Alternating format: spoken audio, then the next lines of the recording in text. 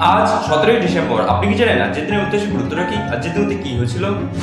আজকের দিনে 1358 খ্রিস্টাব্দে তৈমুরলং দিল্লির মুঘল সম্রাট নাসিরউদ্দিন মাহমুদ শাহকে পরাজিত করে দিল্লি লুণ্ঠন করেন।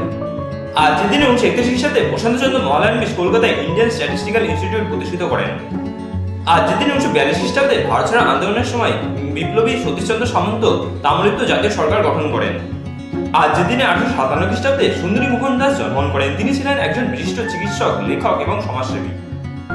আজকের দিনে 1866 খ্রিস্টাব্দে প্রমোদলাল সেন জন্মগ্রহণ করেন। তিনি ছিলেন একজন ব্রাহ্ম ধর্মের সক্রিয় সদস্য, প্রচারক এবং কেশবচন্দ্র সেনের অনুগামী। আজকের দিনে 1892 খ্রিস্টাব্দে বঙ্কিমচন্দ্র সেন জন্মগ্রহণ করেন। তিনি ছিলেন একজন ভারতীয় বাঙালি সাংবাদিক। আজকের দিনে 1931 খ্রিস্টাব্দে দিলীপ রায় জন্মগ্রহণ করেন। তিনি ছিলেন একজন বাঙালি চলচ্চিত্র অভিনেতা।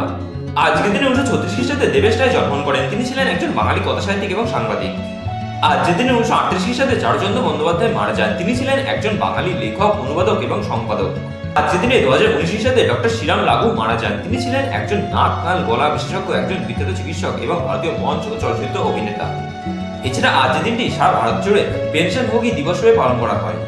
ভিডিওটা কেমন লাগলো সেটা কমেন্ট বক্সে কমেন্ট করে জানান। ভিডিওটা যদি ভালো লাগে থাকে তাহলে লাইক করে দেবেন। ভিডিও থেকে যদি আপনি নতুন কোনো তথ্য জানতে পারেন তাহলে আপনারা প্রিয়জনের শেয়ার করে খাতারে জানার সুযোগ করে দেবেন। এরকম প্রতিদিনের গুরুত্ব সম্পর্কে জানতে চ্যানেলটি সাবস্ক্রাইব করে চ্যানেলের পাশে থাকবেন।